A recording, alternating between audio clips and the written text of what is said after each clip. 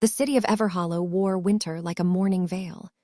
Thick fog rolled through the streets each evening, swallowing the glow of Christmas lights that merchants hung with desperate cheer. It was the kind of town where old architecture met modern convenience awkwardly.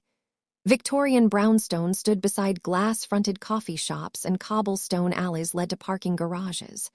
The air smelled of pine, cinnamon, and the faint metallic tang that comes before snow. Marco Darcy stood before his bathroom mirror, music adjusting the color of his dark coat. His reflection stared back, music-pale skin that seemed to absorb light rather than reflect it. Sharp cheekbones that could have been carved from marble, and eyes the color of aged whiskey that held centuries of weariness. His hair, golden and meticulously styled short, caught the dim light like spun thread. People often said he looked angelic, beautiful in a way that made them uncomfortable, as though beauty itself could be a warning. He was 347 years old. He looked 30. "You're actually going through with this." The voice came from the doorway. Daniel Chen, Marco's closest friend, perhaps his only friend, leaned against the frame with a knowing smirk. Daniel was human, a history professor who'd stumbled upon Marco's secret 5 years ago and surprisingly hadn't run screaming. Instead, he'd become fascinated, then loyal. "You gave me little choice," Marco replied, his accent a strange mix of old European formality and modern American flatness.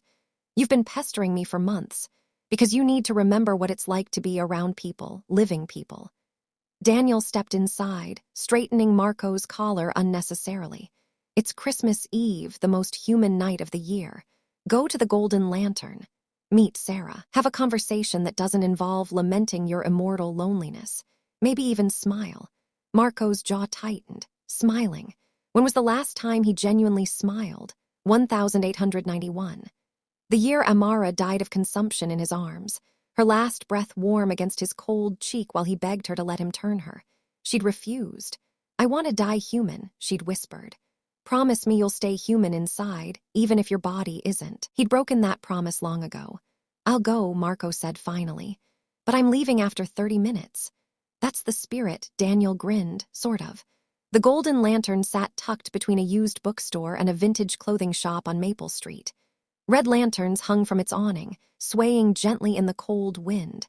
Through the frosted windows, Marco could see warm golden light music and the silhouettes of diners. His supernatural hearing picked up laughter, the clinking of dishes, and the soft melody of traditional Chinese music playing from hidden speakers. He didn't need to breathe, but he inhaled anyway, a habit from his human days. The scent of ginger, garlic, and something sweeter hit him. His enhanced senses could dissect every ingredient in the air. 5-spice powder, sesame oil, the metallic undertone of soy sauce. And beneath it all, the rhythmic pulse of human heartbeats inside. 23 people. 24. Now, as someone entered behind him, Marco pushed open the door, a small bell chimed. The interior was more intimate than he'd expected. Music-round tables with red tablecloths, walls decorated with painted scrolls depicting mountains and cranes, and strings of small lights that mimicked stars. The hostess, an elderly woman with silver-streaked hair, greeted him warmly. "Reservation for Darcy," Marco said quietly. She checked her list, then smiled. "Ah, yes, table for 2. Your companion called. She's running late. Please sit, she'll be here soon." Marco nodded and followed her to a corner table near a window overlooking the street. Music he sat with his back to the wall, old instinct born from centuries of being hunted. From here, he could see the entire restaurant, every exit, every person. 30 minutes, he reminded himself. Then he'd leave and tell Daniel the date never happened. 20 minutes passed, then 40. The restaurant grew busier as families arrived for Christmas Eve dinner. Children laughed, couples held hands across tables, and the air grew thick with the warmth of human connection. Something Marco observed from behind an invisible wall. His phone buzzed, a text from an unknown number. "Hi, Marco, this is Sarah. I'm so sorry, but I can't make it tonight. Family emergency. I hope you can forgive me. Merry Christmas." Marco stared at the screen. He should have felt relieved. Instead, he felt hollow.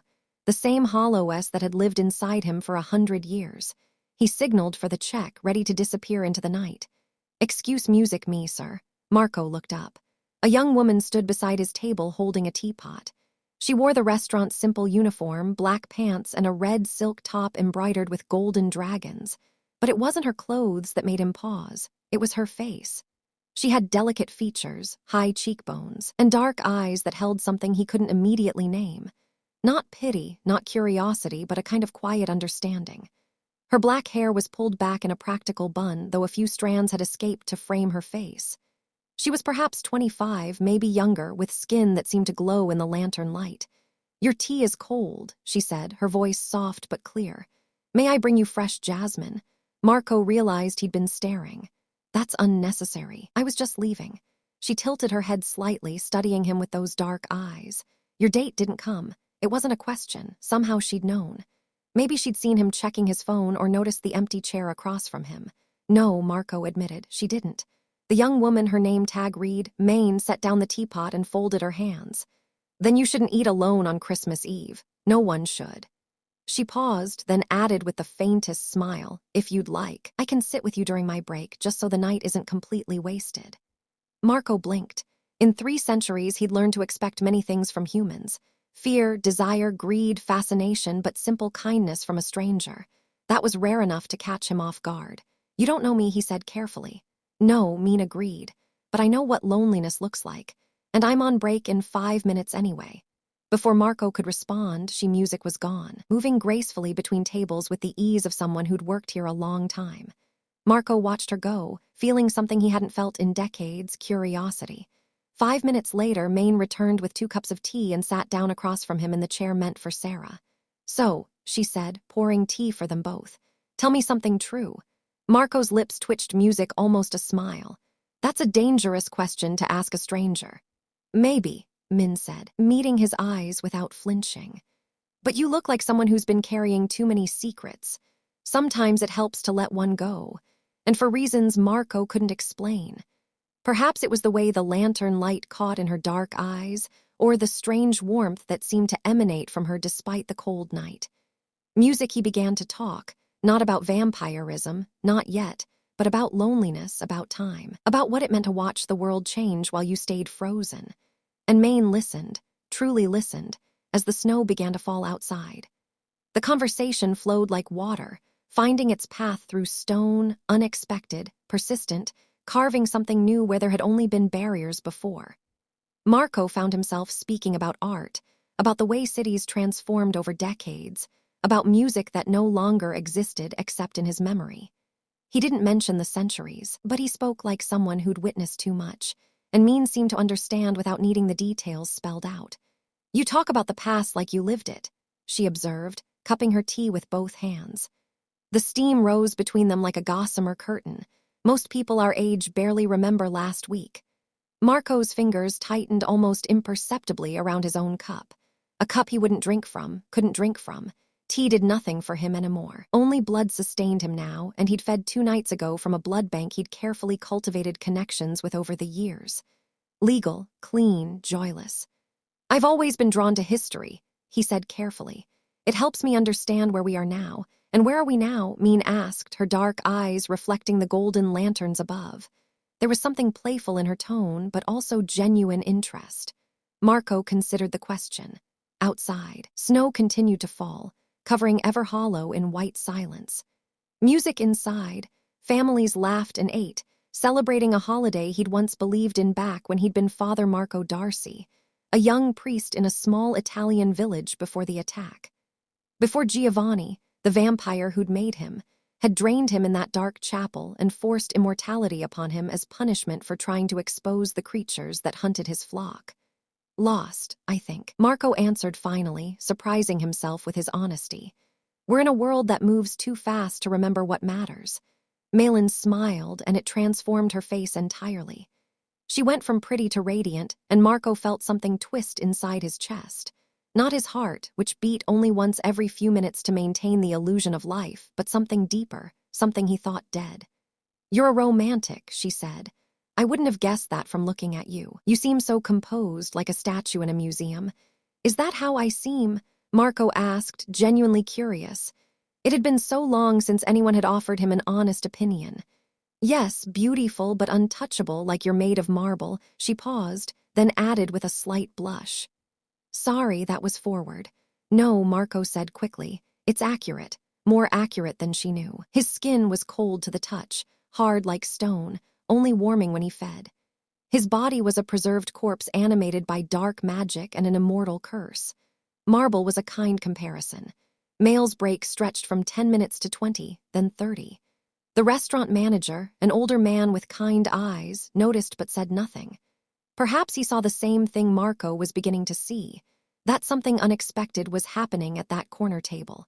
Something worth protecting. Tell me about you, Marco said, redirecting. You know far too much about me already. Meilin laughed softly. There's not much to tell. I'm 26. I came to Everhollow 3 years ago from San Francisco. I paint when I'm not working here, mostly landscapes, sometimes portraits. I live in a tiny apartment above the bookstore next door with a cat named Sushi who thinks she's a philosopher. A philosopher cat. Marco's lips curved, almost a smile. She stares at walls for hours like she's contemplating existence. Either she's enlightened or she sees ghosts. Main's expression turned thoughtful. My grandmother used to say, some animals can see things humans can't. Spirit's energy, the threads that connect us all. Marco's attention sharpened. Your grandmother sounds wise. She was. She passed 2 years ago. Main's voice softened. She taught me about the old ways, about how the world isn't just what we can see and touch. There are layers beneath layers. Magic in the mundane if you know where to look. Magic. The word hung between them like incense smoke. Marco studied Meilin more carefully now, using senses beyond the human. There was something about her, a faint luminescence that clung to her like morning mist. Not supernatural exactly, but not entirely ordinary either. Music, some humans were like that, born with a thin veil between them and the hidden world. They didn't have powers, but they could sense things, feel things. Sometimes they even attracted supernatural attention without knowing why. Do you believe in magic? Marco asked carefully. Meilin met his gaze directly. I believe in things science can't explain yet. I believe some people carry light with them and others carry darkness. I believe the world is stranger and more wonderful than most people want to admit. She tilted her head. Do you? Yes, Marco said simply. I do. The truth of it seemed to settle something between them. Min reached across the table, not touching him but close, and said, I'm glad you came tonight even if your date didn't. So am I, Marco admitted and meant it. At 11 p.m., the restaurant began closing. Families filed out into the snowy night, calling Merry Christmas to each other. The kitchen staff cleaned while traditional music played softly. Meilin stood to leave, and Marco rose with her, old-fashioned manners from centuries past. Thank you, he said, for sitting with me for this. It was my pleasure. Meilin pulled on a thick wool coat, wrapping a scarf around her neck. Will you be okay getting home in this weather? Marco almost laughed.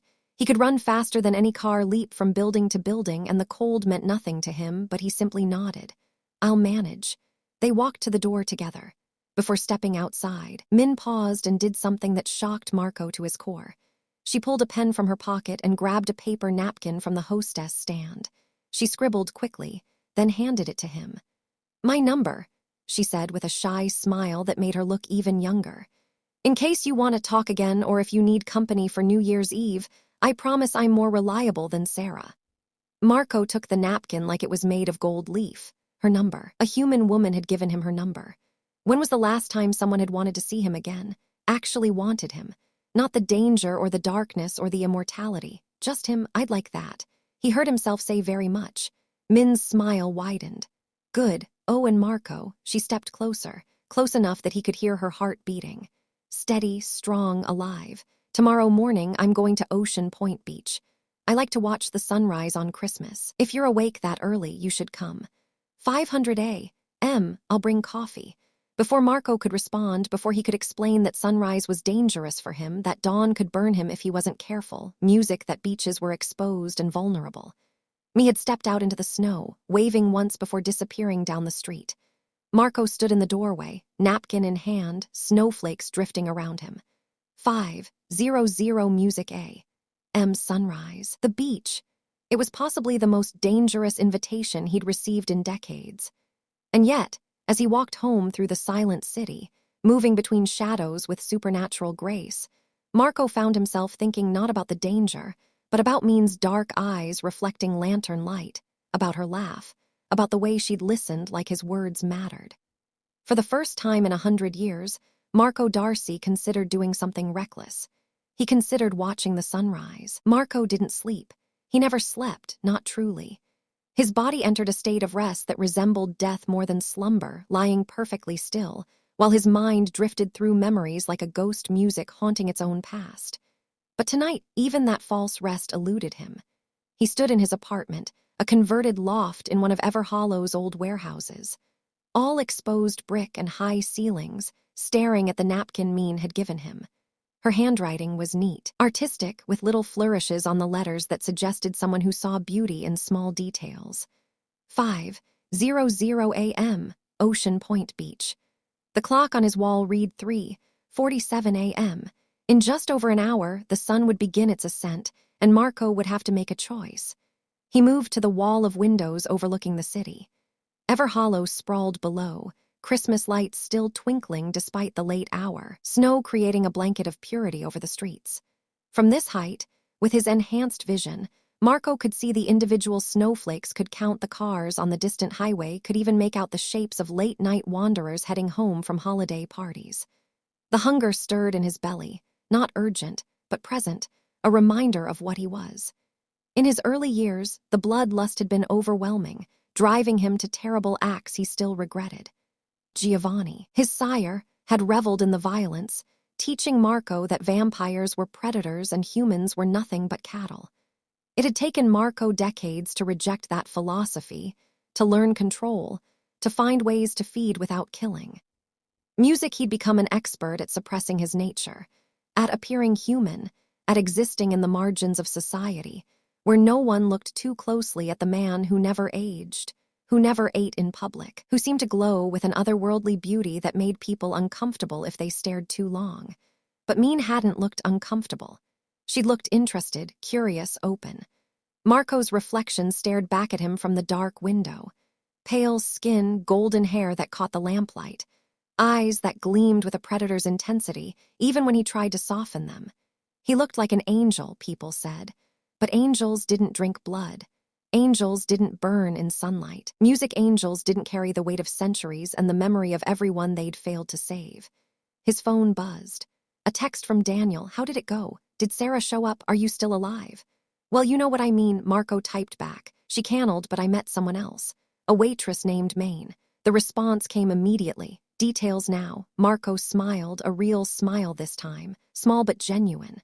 Later, I have somewhere to be. At 4 a.m. On Christmas morning, you're either hunting or doing something stupid. Please tell me it's not hunting. It's not hunting, Marco replied. It's something much more dangerous. I'm going to watch the sunrise. There was a long pause then. You're joking. I'm not. Marco, you'll burn. You know this UV radiation, spontaneous combustion, dust in the wind. We've discussed this. Marco looked at the napkin again, at Min's music careful handwriting. I'll be careful. I have a plan. Your plans usually involve nearly dying. I'm already dead, Daniel. Technically. Not funny. Call me after sunrise. If you don't, I'm filing a missing person report for a corpse. Marco. He set the phone down, still smiling. Daniel worried like a mother hen, but that worry came from genuine affection. It was rare for humans to accept what Marco was without fear or fascination twisting into something ugly. Daniel was a gift, a reminder that not all humanity had to be kept music at arm's length. But Meilin was different. She didn't know what he was, and Marco found himself desperately wanting to keep it that way, just for a little while, just long enough to remember what it felt like to be seen as a man instead of a monster. At 4:30 a.m., Marco left his apartment dressed in layers. Black jeans, a thick sweater, a long coat, gloves, and a wide-brimmed hat he normally saved for emergencies. He looked ridiculous, like someone preparing for Arctic exploration rather than a beach walk. But every inch of exposed skin was a potential entry point for sunlight, and even the pre-dawn glow could sting if he wasn't careful. He'd also brought something else, a small vial of dark liquid he kept for emergencies, blood from a rare bloodline preserved through alchemical means that could temporarily boost his tolerance to sunlight. It wouldn't make him immune, but it might buy him an extra 30 minutes before the burning started. He'd acquired it from a witch in New Orleans a decade ago, paying a steep price. He'd never used it before until now. The drive to Ocean Point Beach took 20 minutes. Marco drove a nondescript black sedan, practical, forgettable, the kind of car that never attracted attention. The roads were empty except for a few delivery trucks and one police cruiser that passed without incident. Christmas morning belonged to the quiet, to the space between celebration and hangover, to the few souls who preferred solitude to company. Ocean Point Beach stretched along Everhollow's eastern edge, a mile of sand and dunes that faced the Atlantic. During summer, it was crowded with tourists and locals. But in December, it was abandoned, just wind and waves and the occasional seabird. Marco parked in the empty lot, noting only one other vehicle, an old Honda Civic with a dented bumper and a collection of art supplies visible through the back window. Mean's car. She'd actually come. Part of Marco had wondered if the invitation had been politeness, something said in the moment and not meant to be taken seriously. But there, in the pre-dawn darkness, was proof that she'd meant it. Marco climbed out, pulling his coat tight. The wind off the ocean was bitter, carrying salt spray and the promise of snow. His supernatural senses picked up everything.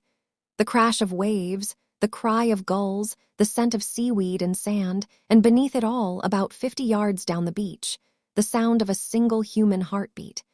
He found her sitting on a piece of driftwood wrapped in a thick parka with a thermos beside her. She was staring at the horizon where the sky was beginning to shift from black to deep blue. When she heard his footsteps on the sand, she turned and her face lit up with surprise and delight. "You came," Mean said, standing. "I wasn't sure you would." "I almost music didn't," Marco admitted, stopping a few feet away. Close enough to talk far enough to maintain the illusion of safety for both of them. "What changed your mind?" Marco considered lying, offering something casual and meaningless. Instead, he chose truth. The way you looked at me last night like I was someone worth knowing." Mean's expression softened. "You are worth knowing." "Marco, I could tell that from our first conversation." She gestured to the driftwood. "Sit with me. I brought coffee, though I'm guessing from the way you didn't drink your tea last night that you're not much of a hot beverage person." Observant, Marco said, sitting beside her but not too close. The wood was cold and damp, but he barely noticed. Temperature meant little to him anymore. "Artist's eye," Min explained, pouring herself coffee. The steam rose between them, fragrant and warm. "We notice details, the way people hold themselves, what they avoid. You didn't touch your tea, and you didn't order food. But you sat through an entire evening without seeming uncomfortable. That takes either incredible self-control," or she paused, studying him, "or you're used to being hungry." Marco's breath caught unnecessary since he didn't need to breathe, but the habit of surprise remained. "That's a strange thing to notice, is it?" Mean sipped her coffee, still watching him with those dark, knowing eyes. "My grandmother used to say that some people walk through the world carrying shadows. Not bad shadows necessarily, just weight. Old weight. You carry that, Marco. I noticed it the moment I saw you." The eastern sky was lightening now, navy shifting to violet, the first hint of sunrise perhaps 20 minutes away. Marco should have been afraid. Every instinct screamed at him to leave, to seek shelter before the sun broke the horizon. But he stayed, held in place by Mean's presence and the strange peace it brought him. "Your grandmother sounds like she understood a lot about the world," Marco said carefully. "She did. She believed in things most people dismiss. Ghosts, spirits, creatures that hide in plain sight." Mean turned to face him fully. "She used to tell me stories about Jiang Shu, Chinese vampires, hopping corpses that drained life force from the living. She said they weren't evil, just cursed, trapped between life and death, hungry for what they'd lost." Marco's hands clenched inside his gloves. "Do you believe those stories?" "I believe the world is stranger than we admit," Maine said softly. "I believe some hungers can't be satisfied with ordinary food. And I believe," she reached out, stopping just short of touching his face, "I believe some people spend so long protecting others from themselves that they forget they deserve gentleness, too." Her hand hovered near his cheek, close enough that he could feel the heat radiating from her palm.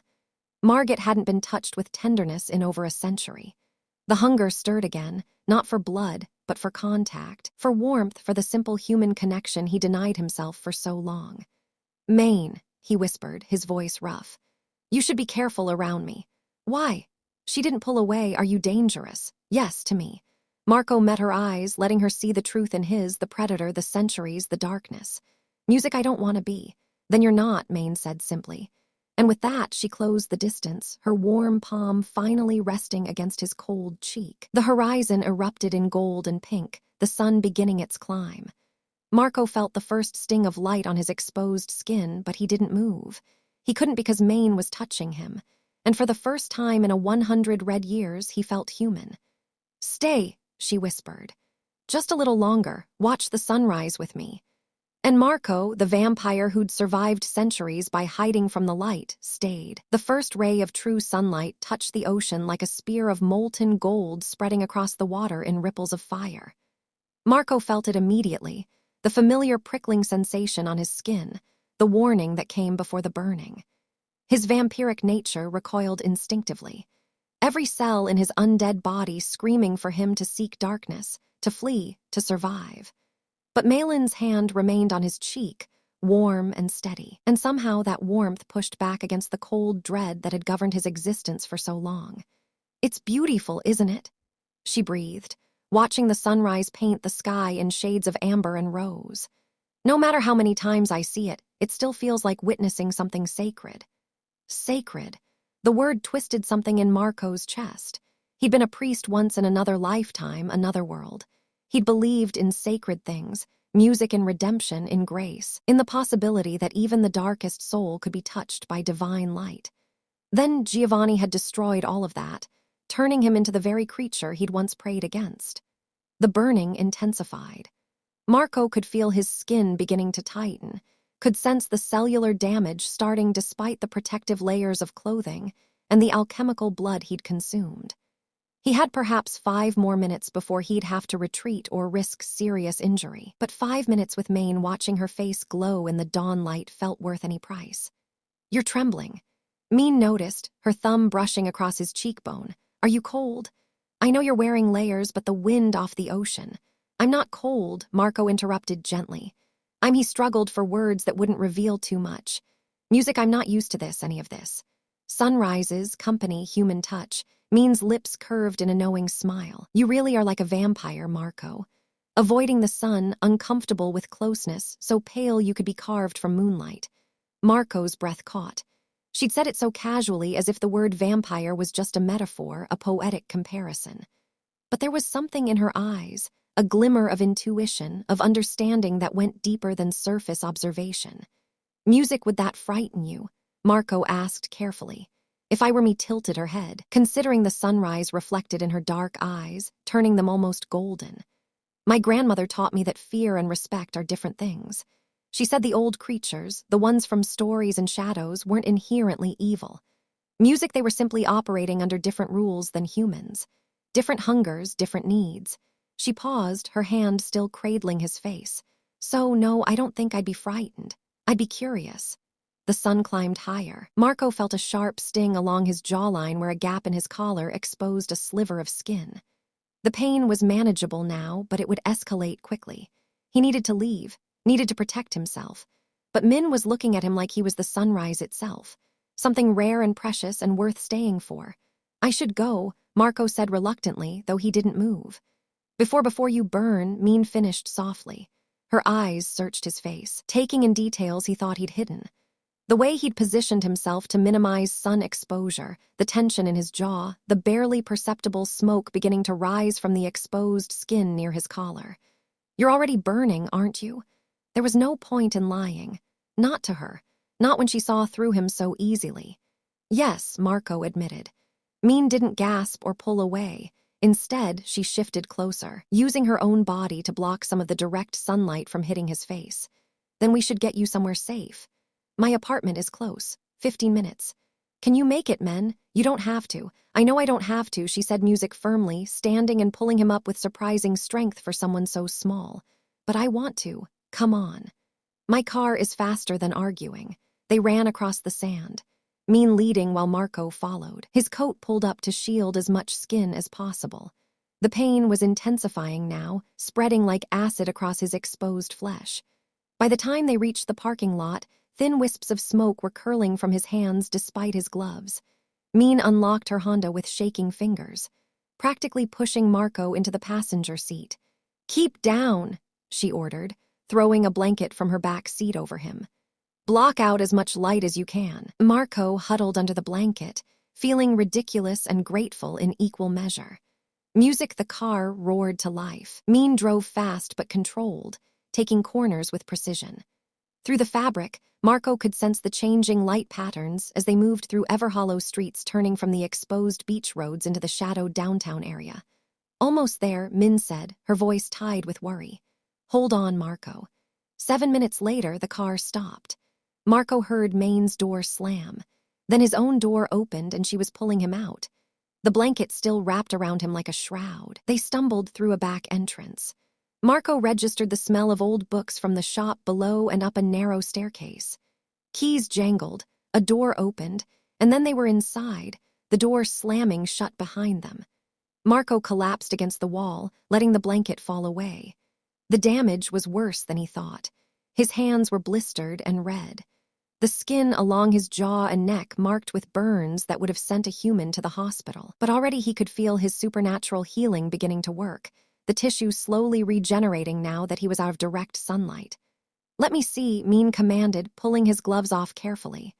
Her face went pale when she saw the extent of the burns. Marco, you need a hospital. No, Marco said quickly, catching her wrist. Music his touch was cold, colder than any living person should be. No hospitals, I heal differently. I just need time and music darkness. Meilin stared at him, at his burned hands holding hers, at the way the wounds were already beginning to fade at the edges. Understanding dawned in her eyes, full complete understanding that went beyond metaphor or poetry. You're really a vampire, she whispered. Not a question, a statement. Marco waited for the fear, for the inevitable moment when horror would replace curiosity. Instead, Meilin took a shaky breath and said, Okay. You're a vampire who just burned himself watching the sunrise with me, which means either you're incredibly stupid or her voice softened, or you wanted to be there, really wanted to be there. Both can be true, Marco said, managing a weak smile. Meilin laughed, a slightly hysterical sound that turned into something gentler. Come on, my bedroom has blackout curtains. You can rest there while you heal. She paused. Do you need blood? I don't know how this works. Do I need to cut myself or? No, Marco said, firmly horrified. Never. I have sources, legal sources, blood banks. I don't take from living people. Something in Min's expression eased. Good, because I was trying to be helpful, but I'm actually terrified of needles. She tugged him toward a doorway. But seriously, how can I help? There must be something.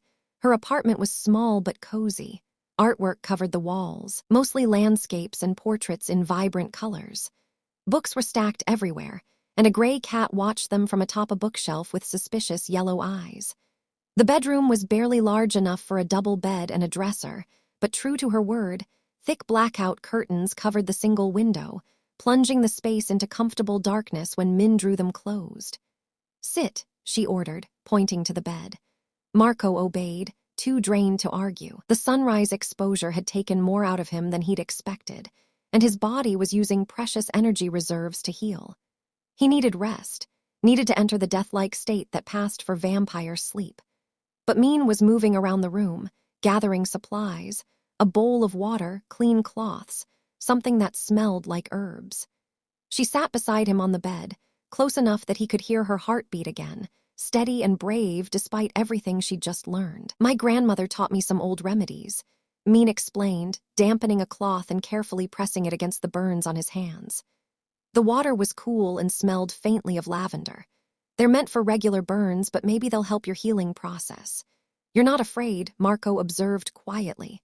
I am, Meilin admitted, meeting his eyes. I'm terrified, but not of you. I'm afraid you're going to disappear, that you'll think I can't handle what you are and you'll vanish, and I'll spend the rest of my life wondering if you were real, or if I imagined the most interesting person I've ever met. Marco's remaining breath, the breath he took only out of habit, caught in his throat. I'm real and I'm not going anywhere, not unless you want me to. I don't want you to, Meilin said softly. She finished cleaning his wounds, then pulled a blanket over him. Rest, heal. When you wake up, we'll talk, really talk about what you are, what this means. And she hesitated, then smiled shyly. Music and maybe about why a vampire would risk burning alive just to watch the sunrise with a weird waitress who talks too much. You're not weird, Marco said, his voice already fading as his body began shutting down into rest mode. You're extraordinary. The last thing he felt before darkness claimed him was Min's warm hand squeezing his cold one, a lifeline connecting the living and the undead. "Sleep, Marco," she whispered. "You're safe here." And for the first time in 347 years, Marco Darcy believed it. Marco woke to the sound of soft humming and the smell of paint thinner music mixed with jasmine incense. His internal clock, honed over centuries of avoiding daylight, told him it was approximately 400 p.m. He'd slept for nearly 8 hours, music far longer than usual. His body had needed the extra time to fully repair the sun damage. He flexed his hands experimentally. The burns were completely gone, skin smooth and pale as if nothing had happened. The alchemical blood he'd consumed before sunrise had helped, but it was Min's care, the cool water, the herbs, the gentle touch that he remembered most vividly. The bedroom was still dark, curtains drawn tight, but light filtered in from under the door along with that humming. Min's voice, wordless and melodic, accompanied by the soft scratch of brush against canvas.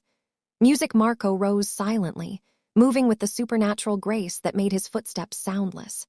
He opened the door carefully and found himself looking into Main's small living room, which had been transformed into an artist's music studio.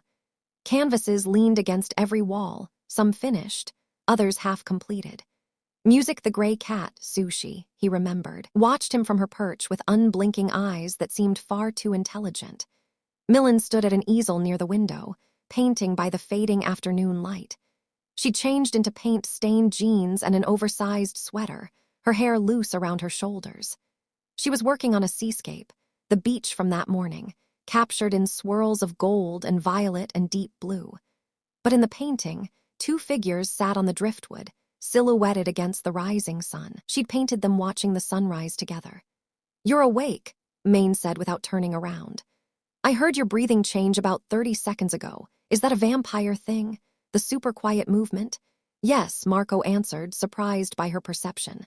Along with enhanced hearing, night vision, increased strength and speed, the usual catalog of supernatural abilities, and burning in sunlight.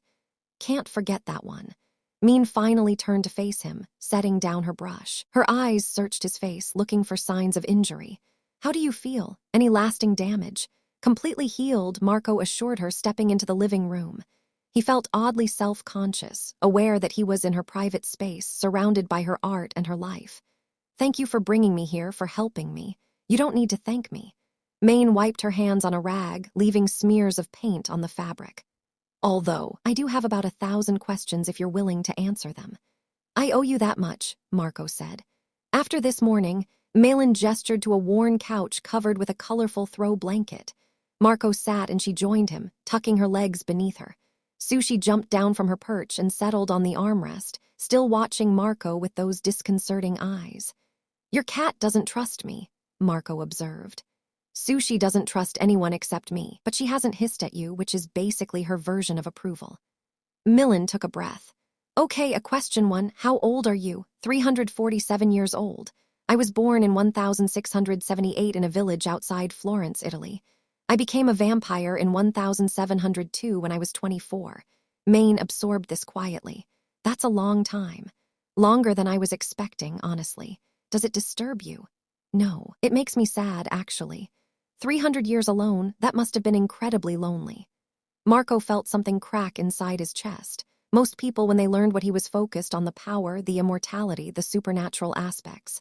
But Maine had immediately understood the cost. "It has been," he admitted quietly, "especially the last century. After my wife died, you were married." Maine's expression shifted to sympathy. "Was she human?" "Her name was Amara. She knew what I was and loved me anyway. We had 40 years together before she aged, and I didn't. She refused to let me turn her." Marco's voice roughened with old grief.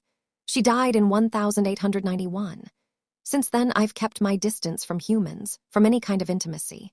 It seemed easier than watching everyone I cared about grow old and die while I remained frozen." Mean reached out, her hand finding his. Her skin was warm, alive in a way his would never be again. "I'm sorry. That must have been unbearable. It was for a long time."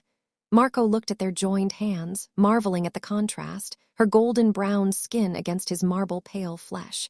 "Until last night, until a stubborn waitress decided a lonely stranger shouldn't eat alone on Christmas Eve." A faint blush colored Min's cheeks. I'm glad I did, even if it led to you nearly incinerating yourself. Worth it, Marco said simply. Watching the sunrise with you was worth every second of burning. They sat in comfortable silence for a moment. The weight of centuries and the lightness of new connection balanced between them. Sushi purred softly, apparently deciding Marco was acceptable after all. Can I ask more questions? Min ventured. Anything. Do you have to kill to feed? No, I get blood from medical sources, blood banks, hospitals. I have connections built over decades. It's not as satisfying as fresh blood would be, but I refuse to harm innocence. Marco's jaw tightened. I was forced to become this. I won't perpetuate the cycle of violence. Forced? Min leaned forward, interested. Someone turned you against your will. Marco hesitated. He told this story to only 3 people in 3 centuries. Amara, Danielle, and a vampire hunter who'd eventually become an ally. But Min's open, accepting expression made him want to share everything.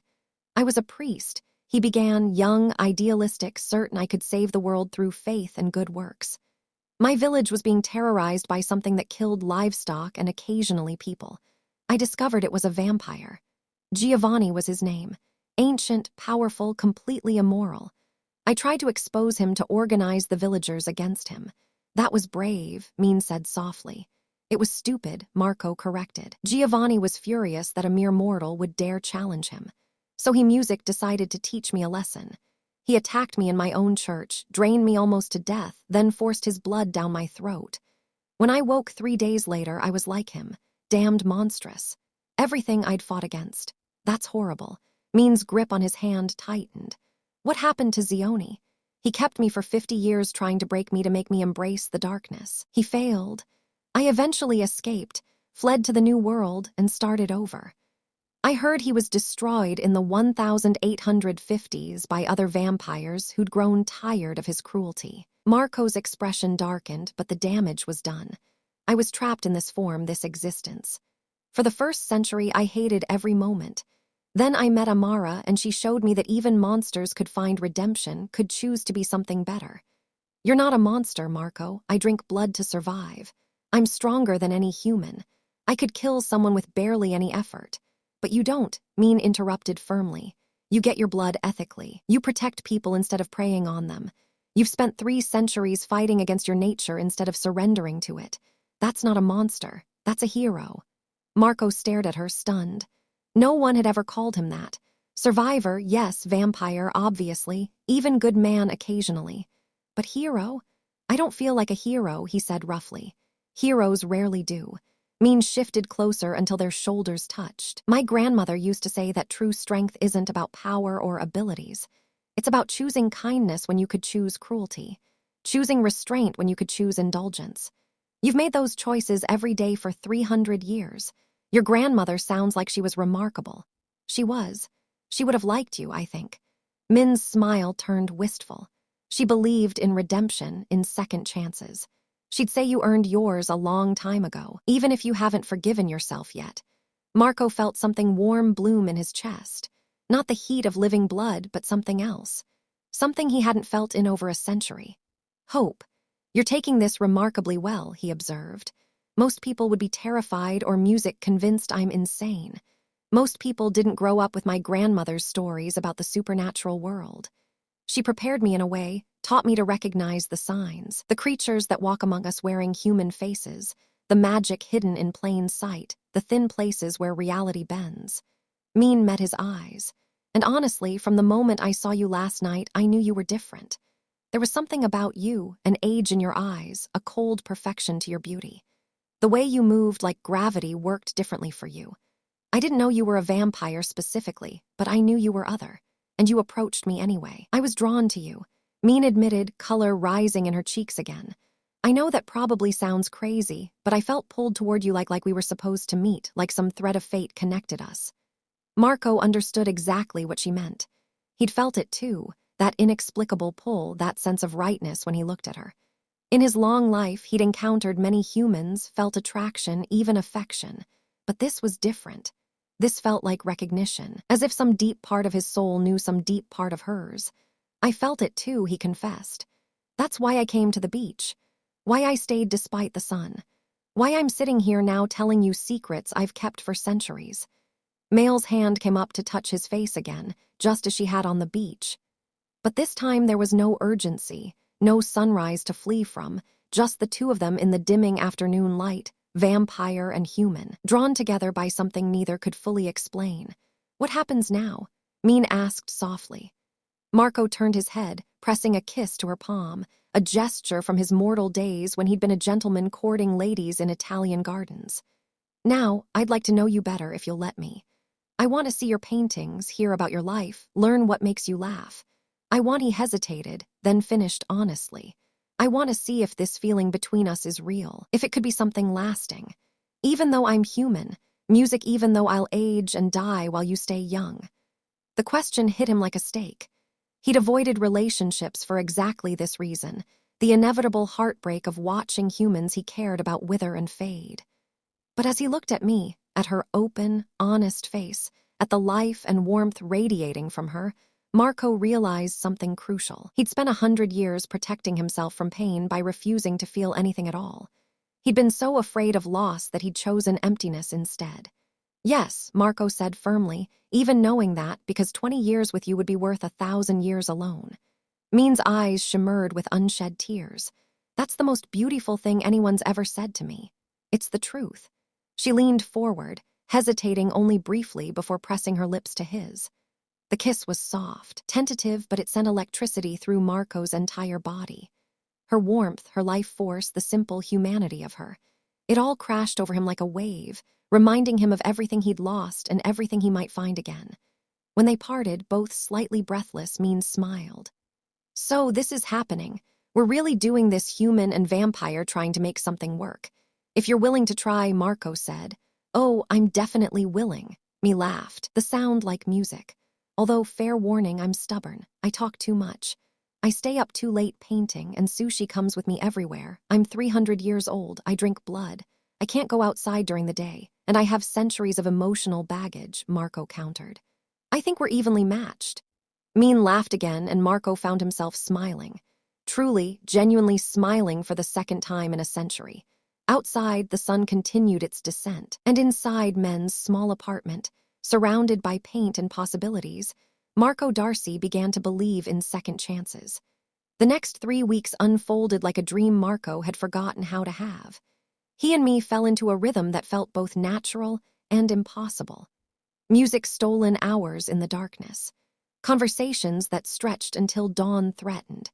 Moments of connection that made his undead heart ache with something that resembled life. Maine worked evenings at the Golden Lantern, which meant her schedule aligned perfectly with Marco's nocturnal existence.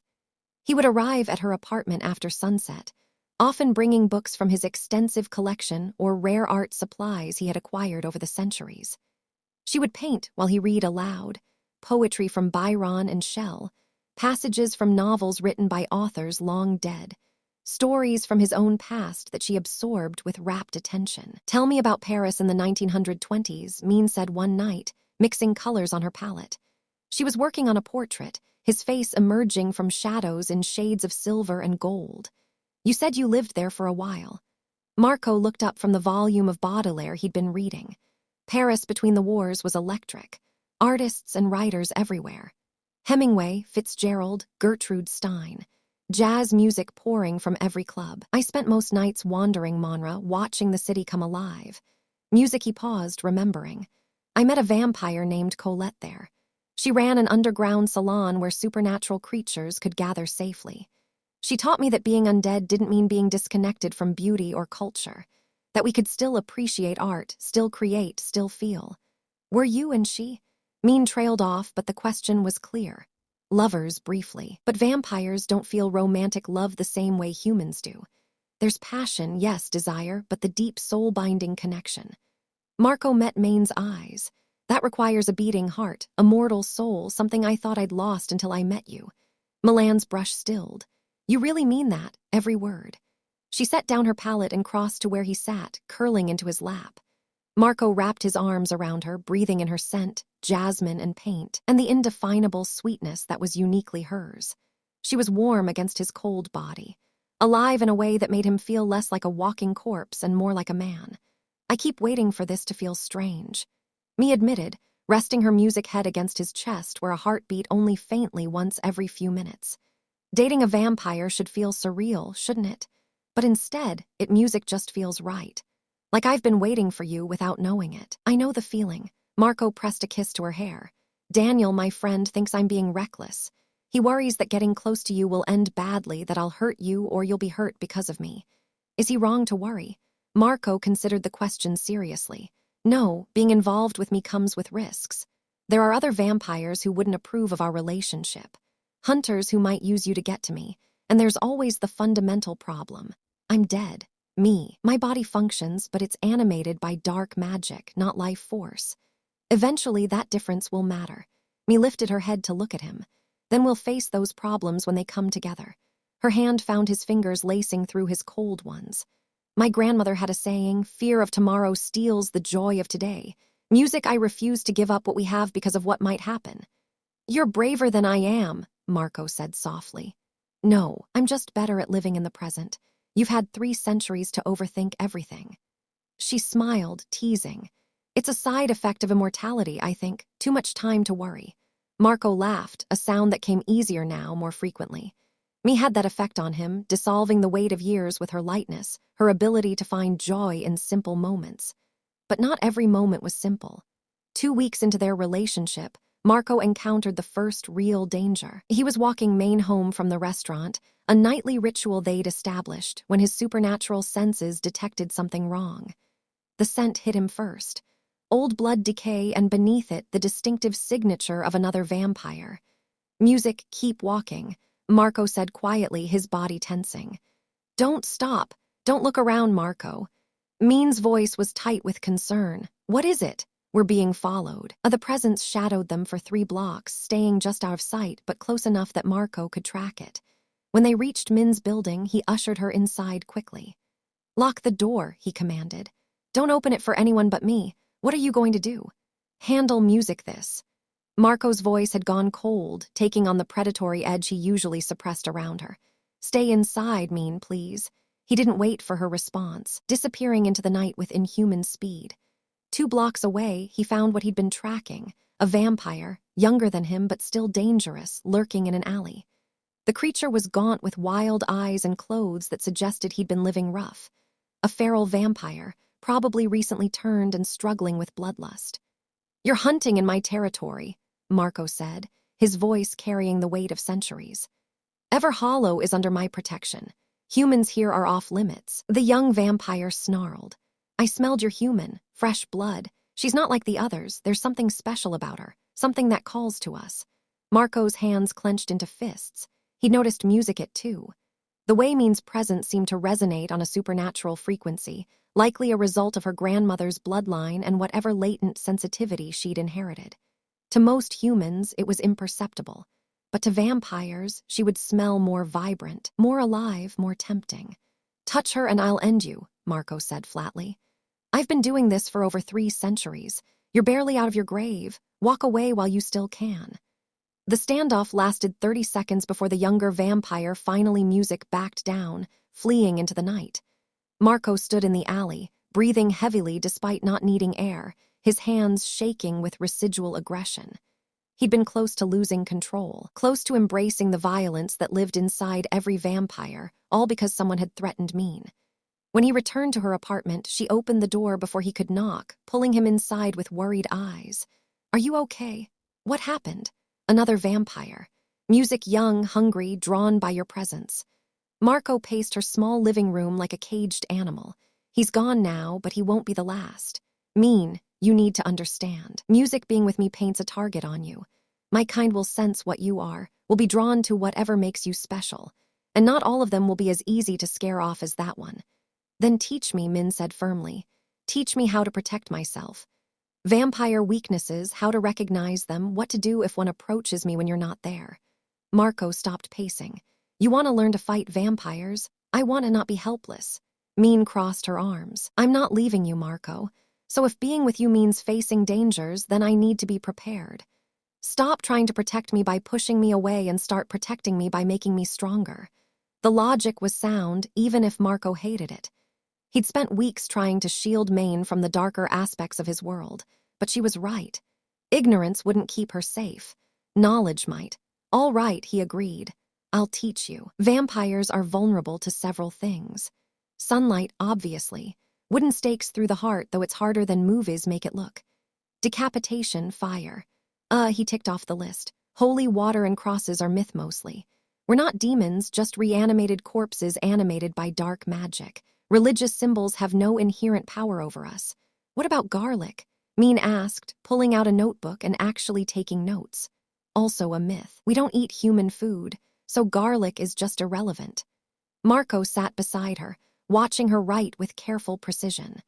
The most important thing to remember is that vampires are fast, strong, and can be incredibly manipulative. Many have hypnotic abilities.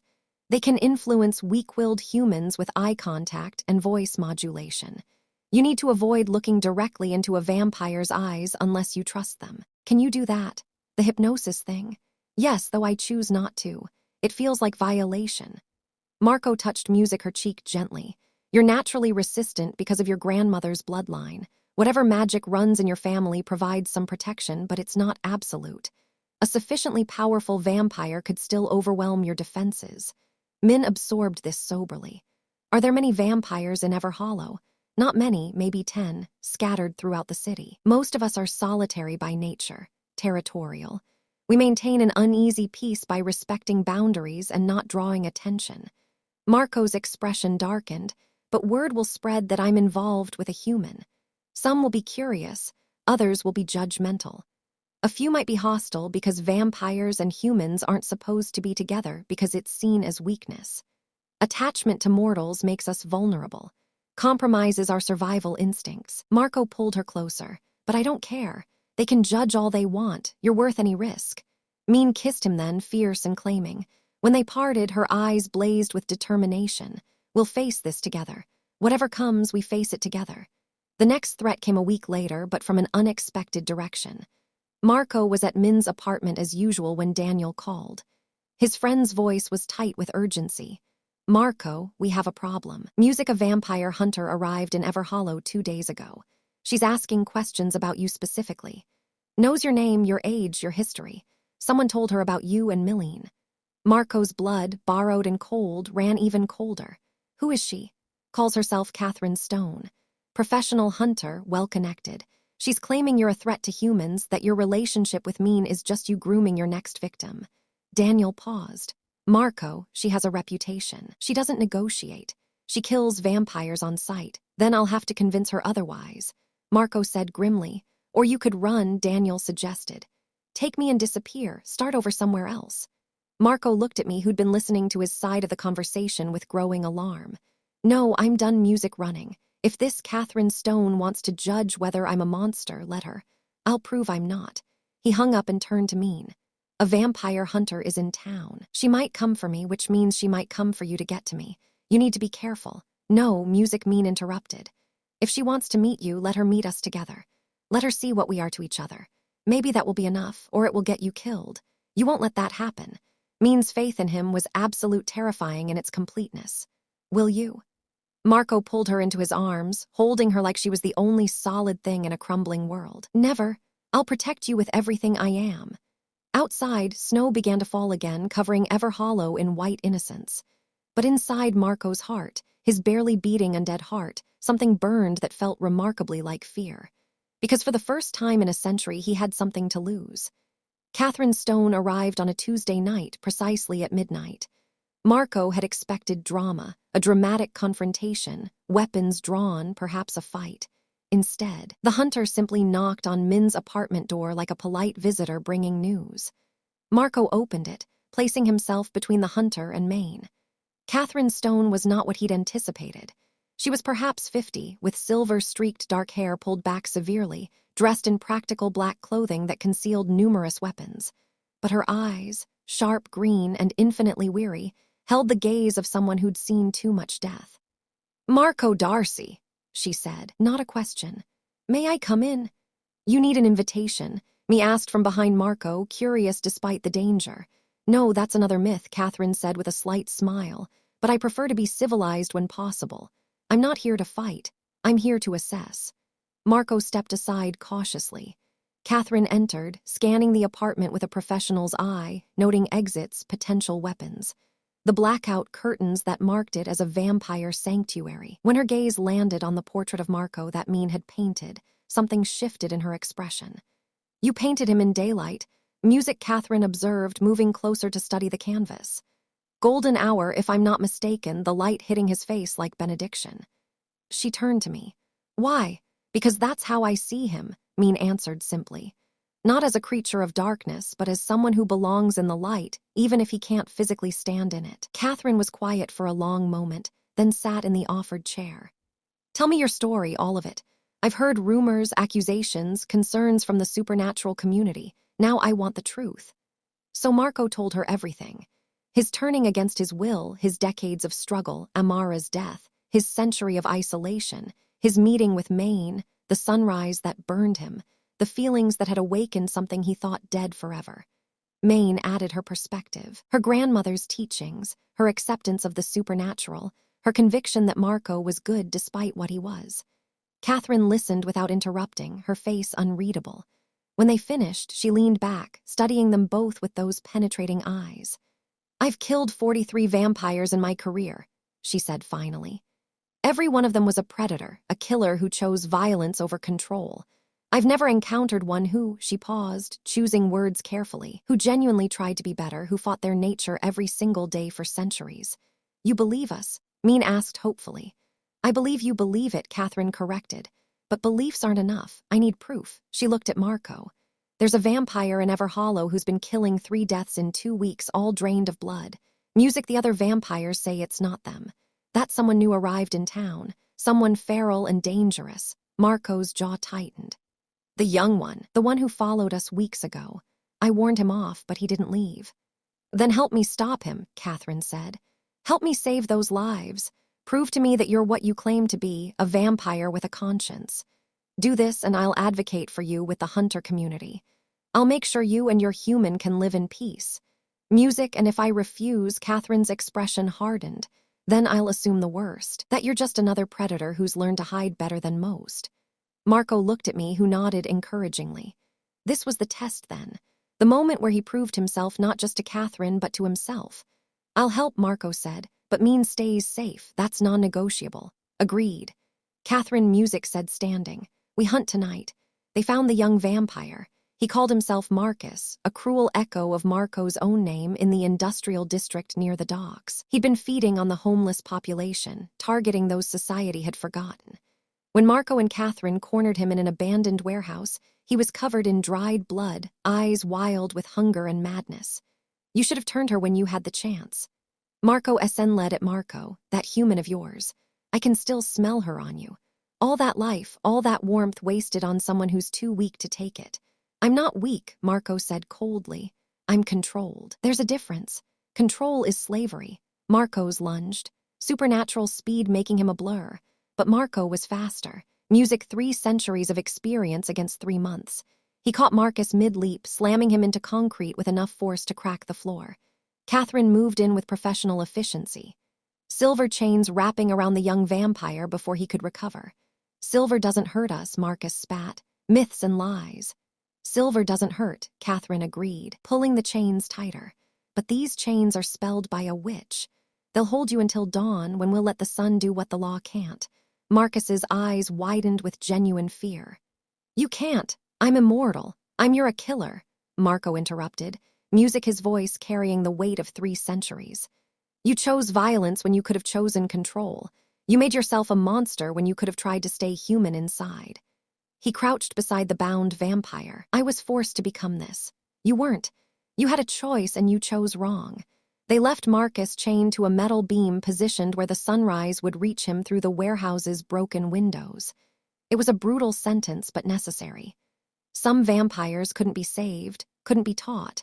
They had to be stopped before they caused more death. As they walked away, Catherine said quietly, You gave him more mercy than he deserved. A quick death by sunlight instead of the slow staking I would have done. I remember what it was like to be new to this existence. Marco said to be overwhelmed by the hunger and the power. He made terrible choices, but he was still a victim of whoever turned him. Catherine studied him with new respect. You really are different, aren't you? I tried to be. Dawn was approaching when Marco returned to Min's apartment. She was waiting, pacing nervously, and threw herself into his arms when he entered.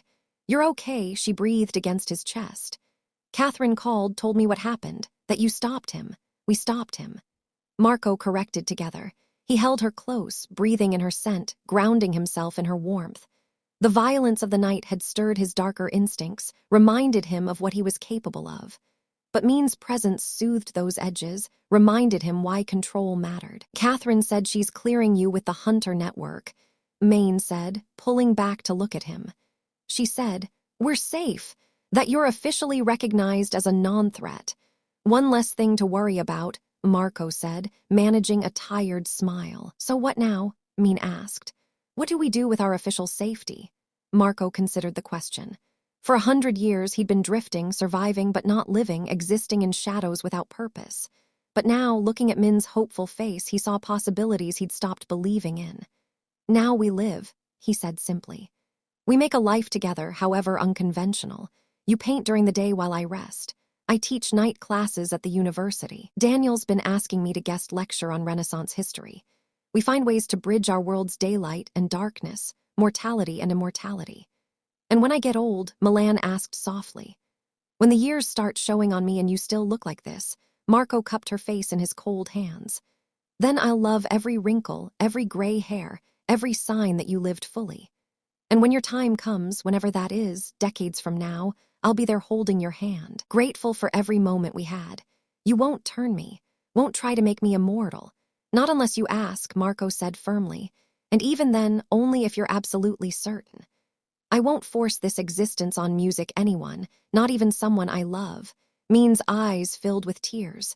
You love me. I've loved you since that first night in the Golden Lantern. Marco admitted when you sat across from me and asked me to tell you something true. You've been the truest thing in my life since. She kissed him then, and it felt like sealing a promise. When they parted, the first light of dawn was beginning to creep around the blackout curtains. A reminder of the boundaries they lived within, but also proof that they'd made it through another night together. I love you too, Min whispered. My vampire, my Marco. Marco smiled, a real smile, the kind that came from somewhere deep and genuine. 347 years of existence, and he'd finally found what he'd been searching for. Not immortality, not power, not escape from what he was, just love. Music simple, complicated, dangerous, beautiful love. Outside, the sun rose over Everhollow, painting the snow-covered city in shades of gold and pink. Inside the darkened apartment, vampire and human held each other. Proof that sometimes the most powerful magic wasn't in spells or curses, but in two souls finding each other across impossible distances. Marco Darcy had been dead for over 3 centuries, but in Min's arms he finally felt alive. Epilogue. 5 years later, Marco stood in an art gallery in downtown Everhollow, surrounded by Min's paintings. Her career had taken off. Exhibitions in Boston, New York, even Paris. But this showing was special, a collection she'd titled Between Shadow and Light. Every painting featured him. Marco reading by lamplight. Marco's reflection in windows at night. Marco's hands pale and elegant against music Min's warm brown skin. And at the center of the collection, the portrait from that first week. Marco at sunrise, golden light touching his face like a benediction he'd never thought he'd receive. Min stood beside him, now 31, still radiant. A diamond engagement ring on her finger, a proposal he'd made 6 months ago under a new moon when the darkness felt safe and infinite. They love it, she whispered, watching critics and collectors move through the gallery. They're calling it revolutionary art that captures the ineffable. They don't know how literal you're being, Marco murmured back, amused. No, Min agreed, squeezing his hand. But we do. That's enough. As the gallery filled with people celebrating her work, Marco stood in the shadows where he belonged, where he was most comfortable, and watched Min shine. She'd brought light back into his endless night. Music had shown him that even vampires could have second chances, could build something beautiful from darkness. The curse of immortality remained. But now it came with a blessing. Every moment with Min, however finite, was worth an eternity of loneliness. And when her mortal years finally ended, Decades from now, he hoped Marco would carry her memory forward. Another light in the darkness, proof that love transcended death, time, and the boundaries between human and monster. For now, though, they had tonight and tomorrow night and thousands of nights after that. It was enough. It was everything. Marco Darcy, the vampire who'd forgotten how to live, had finally learned how again. And it had all started with a blind date, a kind waitress, and one impossible Christmas sunrise. If you like the story, subscribe to the channel, leave a like, and tell me what impressed you most about it. Turn on notifications to always receive updates on future videos.